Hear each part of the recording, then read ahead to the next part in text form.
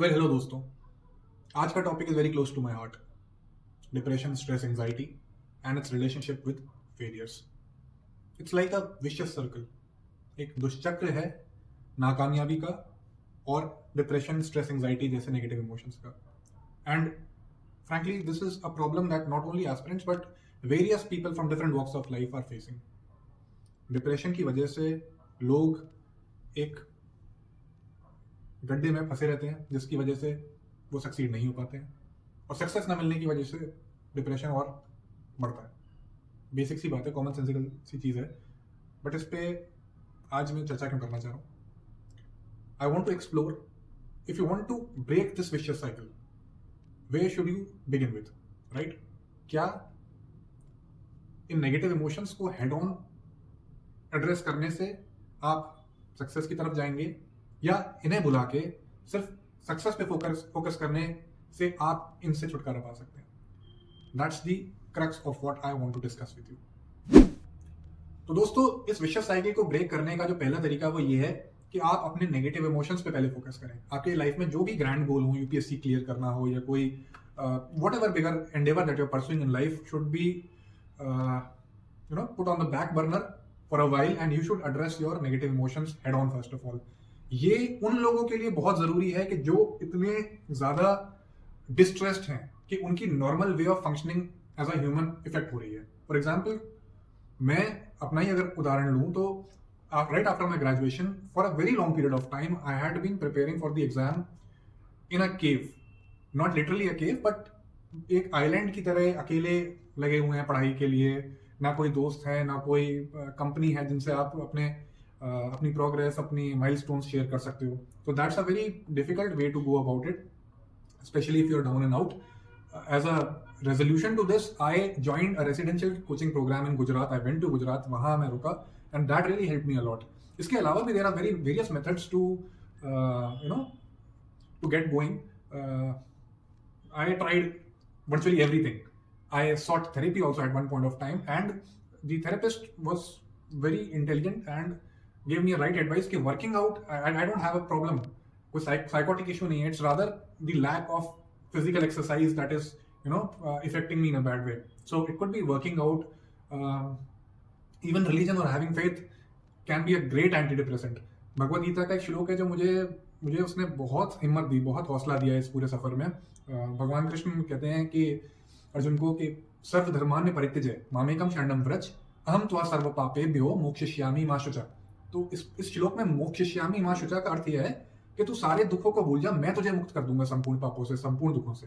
तो it's a great, it's for me it was a very beautiful way to elevate my emotions. Other than this, you can try meditation. There could be a lot of hobbies that you can pursue to get yourself back into the shape. And one thing that I would sincerely advise, क्योंकि ये कई लोगों को लगता है कि ये भी एक टूल है ओवरकम करने का, बट जो कि नहीं है, वो है alcohol. I don't have anything against alcohol, but as an accessory to elevate your celebrations, your joy in a group, it's fine. I don't disagree with it, at least for now. But I have not seen anyone who has alleviated their suffering by taking root to alcohol. शराब से किसी के दुखों का खात्मा होते हुए मैंने तो नहीं देखा, so I would advise against that. But other than that, there are a lot of tools that you can use to get up. जिस गड्ढे में आप गिरे हुए हैं उससे उठने में आपकी मदद कर सकते हैं, जो कि मैंने आपसे अभी डिस्कस किया. Friends, the alternative argument to what we discussed just now is that success is its own best medicine.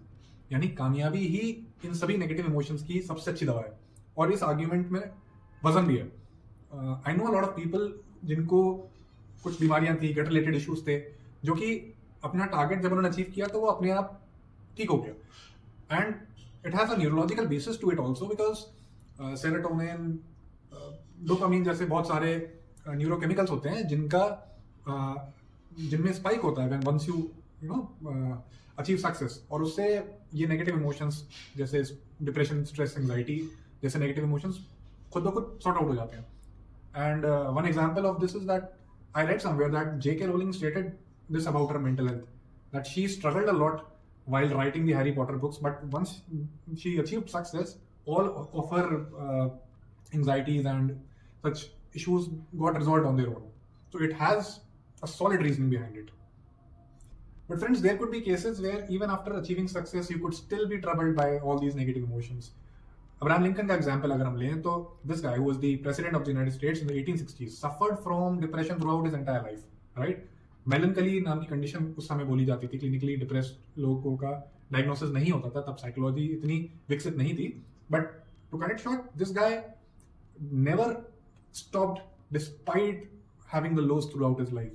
And this inherent negativity in a lot of people has evolutionary reasons behind it. आप imagine करो 1 लाख साल पहले हमारे वो ancestor जो Africa के जंगल में किसी पेड़ के नीचे बैठे हैं और पेड़ की पत्तियां जब अगर हिलती हैं और वो फिर भी चिंता मुक्त हैं, तो ऐसे एंसेस्टर्स जो थे उनमें से अधिकतर कभी ना कभी किसी शेर या तेंदुए द्वारा खा लिए होंगे. They could not pass on their genes, whereas those of our early human beings who were vigilant, anxious, stressed, whatever you might call it, they succeeded in the survival for life. And it is their genes that we have been passed on. So it's natural. Negativity, natural here. Here I'm not justifying it. I'm not saying what is, should be, what ought to be. But you have to realize that struggling with these emotions is a lifelong journey sometimes. So once you have been able to catch up to the bare minimum level of being a working, functional human being, it's a day-to-day journey. If there's one takeaway from all of this, then it is to keep the frequency, duration and intensity of your depression, anxiety under control. Frequency यानी आपको क्या हर हफ्ते में 2 दिन हो रहा है या महीने में 2 दिन आप लो फील कर रहे हैं. ड्यूरेशन, जब फील कर रहे हैं ऐसा, तो क्या वो घंटों तक चल रहा है एपिसोड या वो दिनों तक एक्सटेंड हो रहा है. Intensity means while you are at it can you not do anything else. बिल्कुल ही काम धंधा छोड़ के आप अपने कमरे में बैठ गए हैं, या आपकी पढ़ाई, आपकी जो भी जॉब आप परसू कर रहे हो, जो भी गोल परसू कर रहे हो, क्या मिनिमम अमाउंट में ही सही लेकिन आप एफर्ट्स फिर भी कर रहे हो.